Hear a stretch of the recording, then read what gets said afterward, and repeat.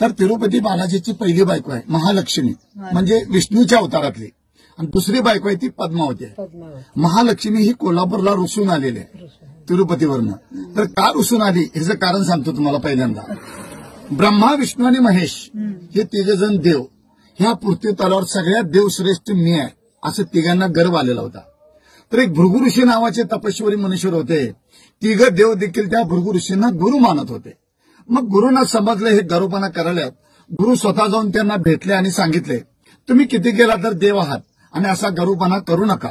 मी तुमच्या तिघांची परीक्षा घेतो. जो कोणी परीक्षामध्ये पास होईल तोच या पृथ्वी तलावर सगळ्यात देव श्रेष्ठ होईल. तुम्हाला मान्य आहे काय विचारलं. तिघही मान्य केले, कारण गुरूंची आज्ञा पाळली पाहिजे. मग तिघही आमंत्रण देतात भृगु ऋषींना, तुम्ही आमच्या घरी या आणि आमची परीक्षा घ्या आणि आमच्या तिघापैकी कोण श्रेष्ठ आहे तुम्ही ठरवा. मग भृगु ऋषी जातात पहिल्यांदा शंकर भगवानकडे परीक्षा घेण्यासाठी. बाहेरून शंकर भगवानला आवाज येतात. तर शंकर भगवान आणि पार्वती गुहेमध्ये बोलत बसलेले असतात, गप्पा मारत बसलेले असतात. ते इतकं मग्न असतात की बाहेर भृगु ऋषी आलेलं शंकर भगवानच्या लक्षात येत नाही. भृगु ऋषींना राग येतो. आम्हाला परीक्षा घ्यायला घरी बोलवतात, हिने अतिथीचे स्वागत करण्याची, गुरुची सेवा करण्याऐवजी हे काय करत बसल्यात. म्हणून रागाच्या भरात त्या भृगु ऋषींना शंकर भगवानला शाप देतात, या पृथ्वी तलावर तुझी मूर्तीची पूजा होणार नाही, लिंगाची पूजा होणार.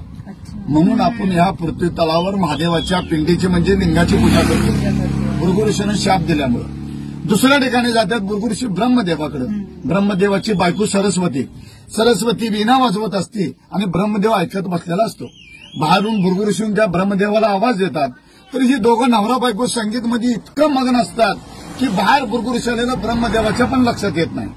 जन विश्व निर्माण केलं, जनसृष्टी निर्माण केली, त्या ब्रह्मदेवाला देखील त्या भृगु ऋषीने शाप दिलेला आहे, या पृथ्वी तलावर तुला कोणीही पुजणार नाही, तुझं मंदिर कुठं उभारलं जाणार नाही.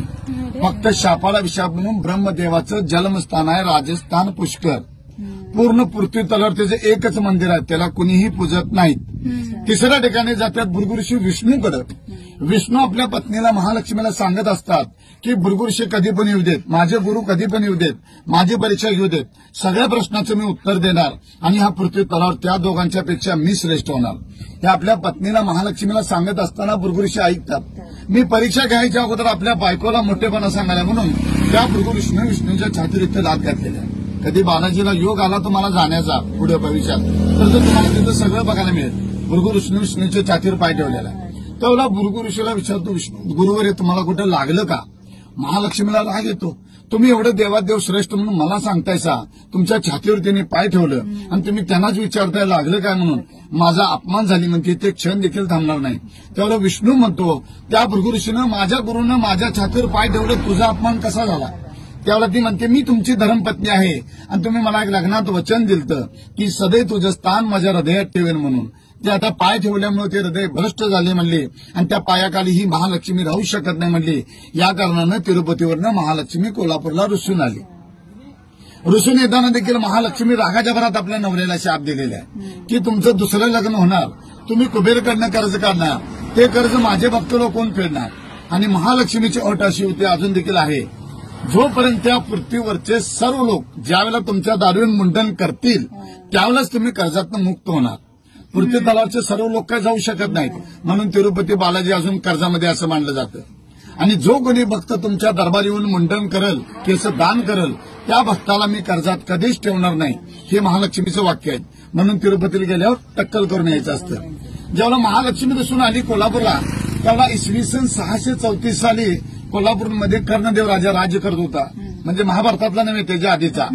तर नारद मुनी सांगतो कर्णदेव राजाला की महालक्ष्मी दिसून कोल्हापूरला कायमची यायला तिची राहण्याची व्यवस्था कर, मंदिर बांध. त्यावेळेला हे मंदिर बांधलं गेलं 1383 वर्षापूर्वी. महालक्ष्मीचं दैत्याकडून बांधून घेतलेलं आहे. आणि ज्यावेळेला महालक्ष्मी दिसून आली कोल्हापूरला, तर महालक्ष्मीने हे कोल्हापूर का निवडलं, तर आपल्या कोल्हापूर नगरीमध्ये राक्षस लोकांचा वास्तव जास्त होता.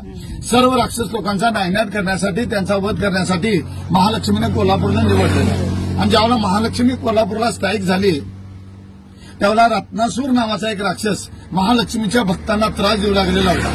तर महालक्ष्मीने ठरवलं, या रत्नासुराचा आपण पहिला वध करायचा आणि मग बाकीच्या राक्षसांचा वध करायचा. पण त्या रत्नासूर नावाच्या राक्षसानं शंकर भगवानकडनं तपस्या करून त्यांना प्रसन्न करून त्यांच्याकडनं एक वर मागून घेतलं होतं. तर त्या भोळेपणाचा फायदा घेऊन त्या राक्षसानं असं वर मागितलं शंकर भगवानकडे की जो कोणी मला देवी देवता मारायला येईल, माझं रक्ताचं एक थेंब रस्त्यावर सांडेल, त्या रक्तबीजापासून एक राक्षस प्रगट होईल. म्हणून महालक्ष्मीने शंकर भगवानची आराधना केली, कारण शंकर भगवानच वर दिलेलं होतं. शंकर भगवानने सांगितलं महालक्ष्मीला तू एक ज्योत लाव, दिवा लाव. महालक्ष्मीने स्वतः एक ज्योत लावला. स्वतः शंकर भगवान त्या ज्योतमध्ये विलीन झाले आणि ज्योत तो आपोआप मोठा झाला आणि त्या रत्नासुराच्या अंगावर जाऊन पडला आणि त्या रत्नासुराचा भस्म झाला. म्हणजे रक्त काय सांडायचे संबंध नाही. आणि जे महालक्ष्मीने ज्योत लावला त्या ज्योतपासून प्रगट झाला तो ज्योती. आणि आपल्या कर्नाटक महाराष्ट्र लोकांनी बा लावला म्हणून ज्योतिबा. महालक्ष्मी प्रसन्न झाली, माझ्या भक्ताचं रक्षण केलंस तू, सदैव तू माझा भाऊ म्हणून माझ्या पाठीशी राहशील आणि या विश्वात तुझं जागरूक देवस्थान म्हणून ओळखलं जाईल. म्हणून महालक्ष्मीने आशीर्वाद दिलं आणि हे ज्योतिबाचं स्थान झालेलं आहे.